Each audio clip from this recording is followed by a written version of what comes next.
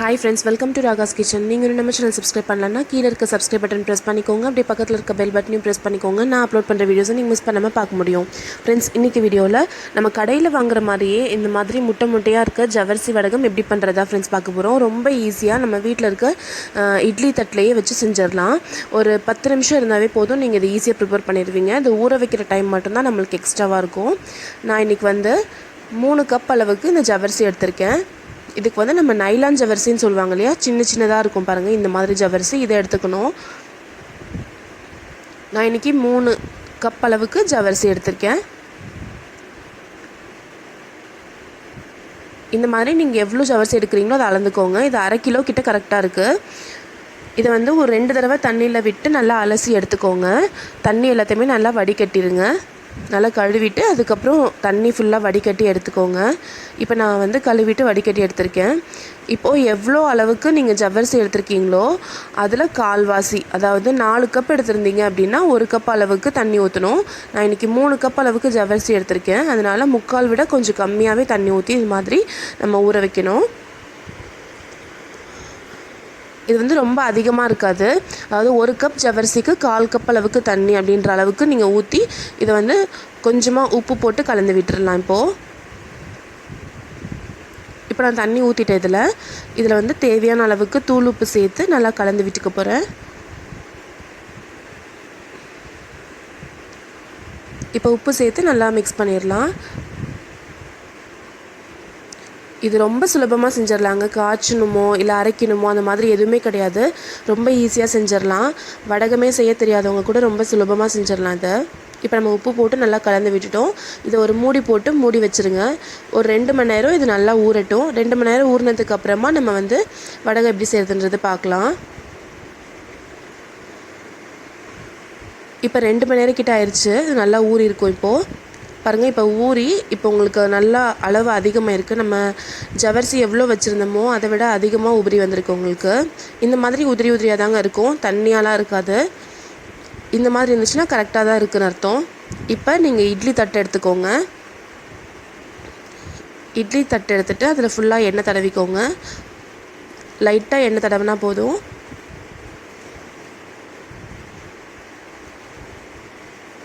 தடவிட்டு இப்போ இது ஒவ்வொரு குழியிலையும் ஒவ்வொரு ஸ்பூன் அளவுக்கு ஜவர்சி, இந்த நம்ம ஊற வச்சுருந்தோம் இல்லையா அந்த ஜவர்சி இது மாதிரி ஃபில் பண்ணிக்கோங்க.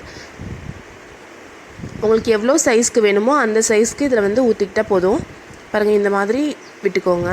பாருங்கள், நான் போடுறப்பயே பாருங்கள் உதிரியாக தான் இருக்குது.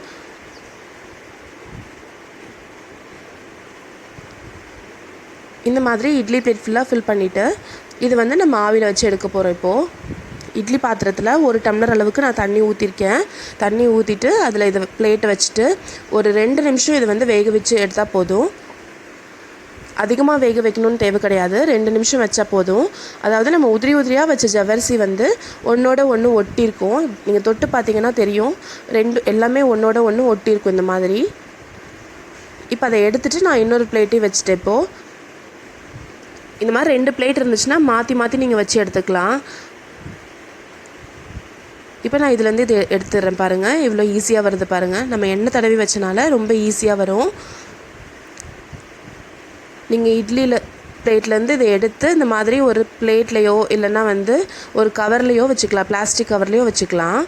ரொம்ப சூடாலாம் இருக்காது. அதனால நீங்கள் பிளாஸ்டிக் கவரில் அப்படியே வச்சுக்கலாம். நீங்கள்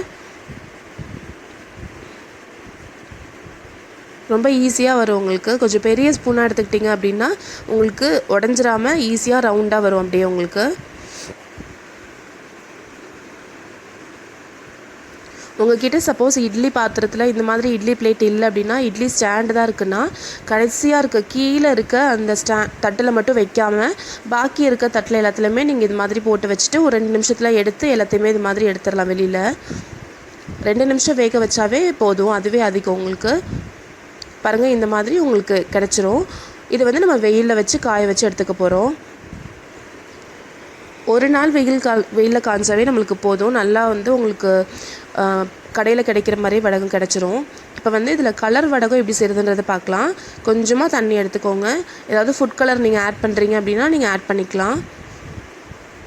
நான் இன்றைக்கி வந்து கேசரி பவுடர் ஆட் பண்ணியிருக்கேன் ஆரஞ்சு கலருக்காக. நீங்கள் வந்து இந்த மாதிரி ஃபுட் கலர் ஆட் பண்ணுறது பிடிக்கலை அப்படின்னா நீங்கள் பீட்ரூட் அரைச்சி கொஞ்சமாக அதில் சேர்த்து பிங்க் கலரில் பண்ணிக்கலாம். ஏதாவது கலர்ஃபுல்லாக பண்ணுன்றதுக்கு நீங்கள் வந்து நேச்சுரலாகவே கூட கலர்ஸ் பண்ணிக்கலாம். கேரட் அரைச்சி ஊற்றி கூட இதில் வந்து சேர்த்திக்கலாம். இப்போ நம்ம ஆரஞ்சு கலர் வந்து கலந்து விட்டுட்டோம். அதையும் இதே மாதிரி தட்டில் போட்டு ஃபில் பண்ணி ஒரு 2 நிமிஷம் வேக வச்சு எடுத்திங்க அப்படின்னா உங்களுக்கு ஆரஞ்சு கலரில் இருக்க ஜவ்வரிசி வடகம் ரெடி ஆயிரும். பாருங்கள், நான் இப்போ இது எல்லாத்தையுமே வந்து வெயிலில் பிளாஸ்டிக் கவரில் போட்டு வச்சுருக்கேன். 1/2 கிலோ எடுத்ததுக்கு கிட்டத்தட்ட 150 கிட்டவே வந்திருக்கு.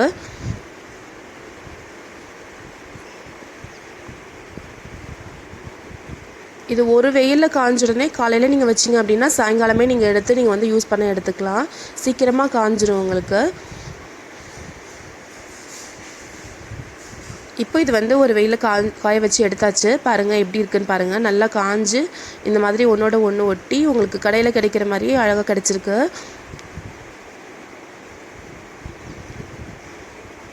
நல்லா நீங்கள் ஒரு ஸ்பூன் ஃபுல்லாக எடுத்து போட்டிங்க அப்படின்னா இந்த மாதிரி நல்லா கொஞ்சம் மொத்தமாக இருக்கும். அப்போ வந்து உங்களுக்கு பொரிச்சு அனுப்பிட்டு சாப்பிட்றப்ப நல்லா மொத்தமாக கிடைக்கும் உங்களுக்கு.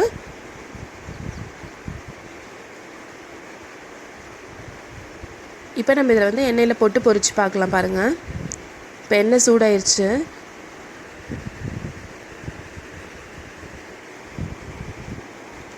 எண்ணெய் நல்லா சூடாக இருக்கணுங்க. அப்போ தான் வந்து நல்லா பொரிஞ்சு வரும். பாருங்கள், எவ்வளோ சின்னதாக நம்ம போட்டோம், நல்லா பெருசாக வந்திருக்கு. இது வந்து ஆரஞ்சு கலர் வடகம் போட்டிருக்கோம். இப்போது இது நல்லா பெருசாக வந்திருக்கு பாருங்கள். குழந்தைங்களுக்குலாம் ரொம்ப பிடிக்குங்க. கண்டிப்பாக ட்ரை பண்ணி பாருங்கள். சுவையான ஜவ்வரிசி வடகம் ரெடி ஆயிடுச்சு. நீங்கள் கடையில் வாங்குறது மாதிரியே இருக்கும். கண்டிப்பாக ட்ரை பண்ணி பார்த்துட்டு உங்களுக்கு பிடிச்சிருந்துச்சா இல்லையான்றது சொல்லுங்கள். பிடிச்சிருந்துச்சுன்னா நம்ம சேனல் ராகாஸ் கிச்சனில் ஒரு லைக் கொடுங்க. ஃப்ரெண்ட்ஸ் கூட ஷேர் பண்ணிக்கோங்க. சப்ஸ்கிரைப் பண்ணி வச்சுக்கோங்க. தேங்க்யூ.